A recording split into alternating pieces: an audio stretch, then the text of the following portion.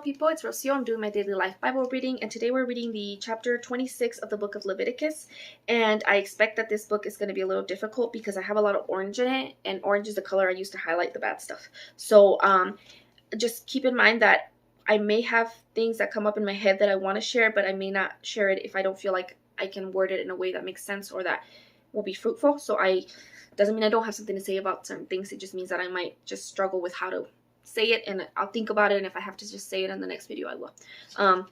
None of these should be like a standalone video because they're all kind of videos that it groups in with all the rest of the videos. So make sure that you're watching the ones before this and the ones after.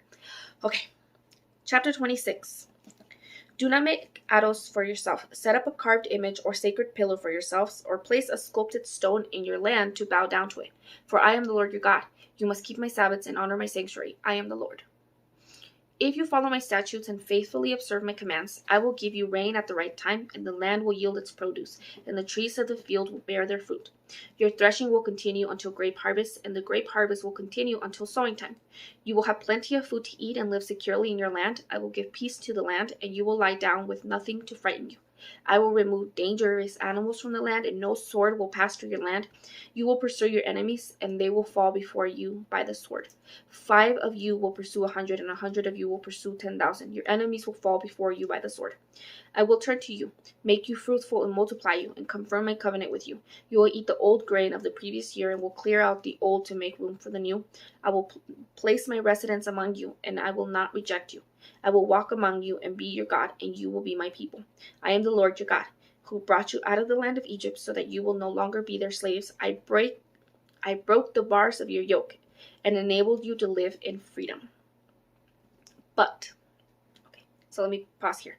All of those were, for the most part, really positive stuff. I want to take into consideration, this is just what was coming up in my head, that sometimes you hear people who are very, very dedicated to changing the way that we all should live or should act, or, either from a personal perspective, like very coming off of like you need to do certain things, or on a grander scale, like maybe politically or nationally wanting to enact certain laws. And you have to understand that it's coming from that standpoint that, like, it says right here, like, if you do the right thing will happen, right? And so that's not to excuse people who do, while coming to things that like zealously, right? Like they are coming like with that passion, may themselves be doing things they shouldn't be doing. So what I'm trying to get at is that in the context of trying to follow the statutes and faithfully observe commands, people disagree on what things that you're supposed to do, right? And so you may be somebody, and some people are like every single detail, and some people are like, no, it's the overall character of God that we're following, and everything in between. So just keep that in mind when you do think of people who you may disagree with on either end, right? Some people are incredibly upset that some people are so like, we need to do everything exactly to the book. And then some people are upset that other people come at it from more of the character of God, or more like the idea behind it. And so, but just remember that at the end of the day, people become very, very passionate about the fact that they believe that if we just, that things will turn out good because we're doing good. And then there's like, you have to take that into consideration where like the meaning of those things actually changes later on, right? Because the context of when this is stated is very different than the context of when Jesus comes about and what he does and what he says. So just keep in mind that when you're reading this, that's kind of the stuff that might come up. Okay.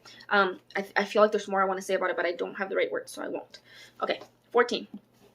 But if you do not obey me and observe all of these commands, if you reject my statutes and despise my ordinances, do not observe all my commands and break my covenant, then I will do this to you.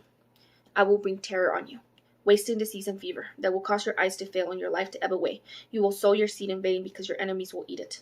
I will turn against you so that you will be defeated by your enemies. Those who hate you will rule over you, and you will flee even though no one is pursuing you. But if after these things you do not obey me, I will proceed to discipline you 7 times for your sins. I will break down your strong pride. I will make your sky like iron and your land like bronze, and your strength will be used up for nothing.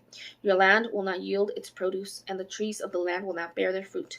If you act with hostility towards me and are willing to obey me, I will multiply your plagues 7 times for your sins. I will send wild animals against you that will deprive you of your children, ravage your livestock, and reduce your numbers until your roads are deserted.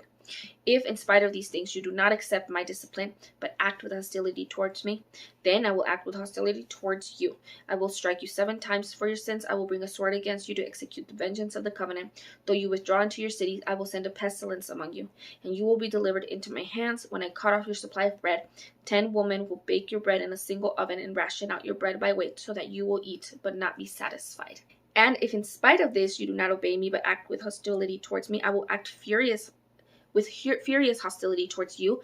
I will also discipline you 7 times for your sins. You will eat the flesh of your sons. You will eat the flesh of your daughters. I will destroy your high places, cut down your incense altars, and heap your dead bodies on the lifeless bodies of your idols. I will reject you.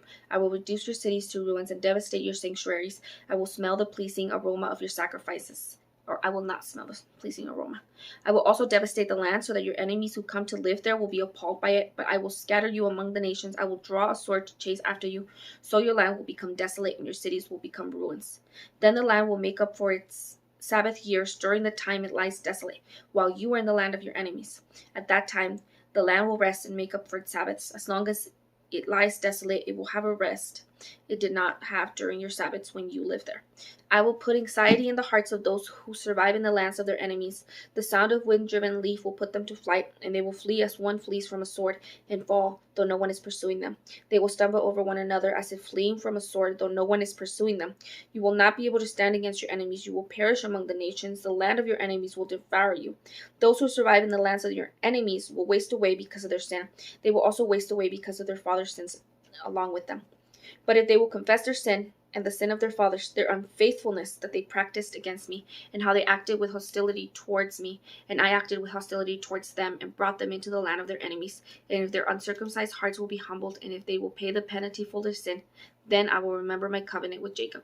I will also remember my covenant with Isaac, and my covenant with Abraham, and I remember the land.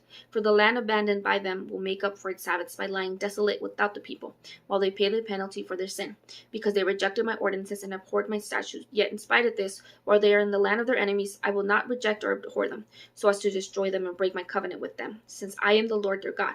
For their sake I will remember the covenant with their fathers, whom I brought out of the land of Egypt in the sight of the nations to be their God. I am the Lord. These are my statutes, ordinances, and the laws the Lord established between himself and the Israelites through Moses on Mount Sinai. I feel like there's a whole lot to say about a lot of this stuff, because a lot of this was really on the negative end.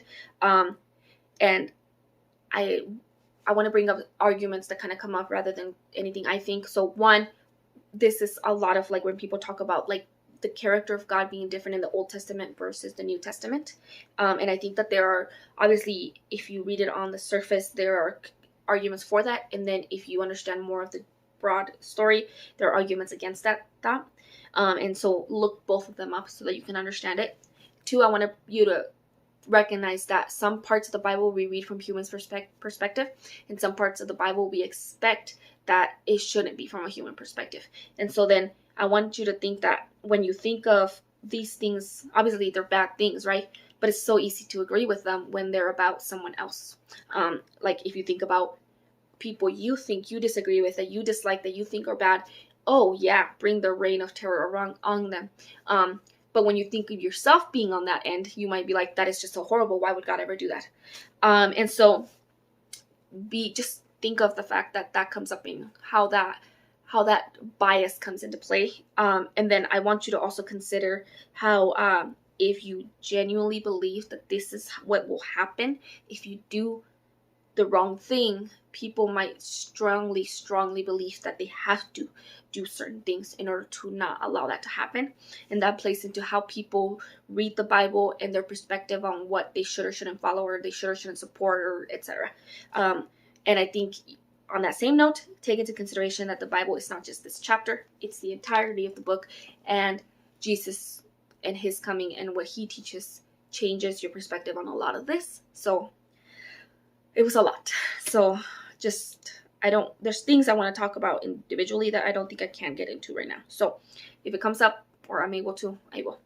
Thank you. And tomorrow we're reading the last chapter and we'll be done with the book of Leviticus, and then we can move on and maybe get some more positive reading done. All right. Peace out.